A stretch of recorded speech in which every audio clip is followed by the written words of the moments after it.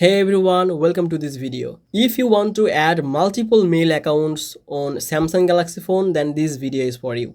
In today's video, I'm going to show you how you can easily do that. To do that, just open your settings app from your phone. Now scroll down and look for accounts and backup like this. Just tap on this account. Now from here, you have to tap on these manage accounts and just tap on this add account. From this list, just tap on this Google here. Now write your email address here.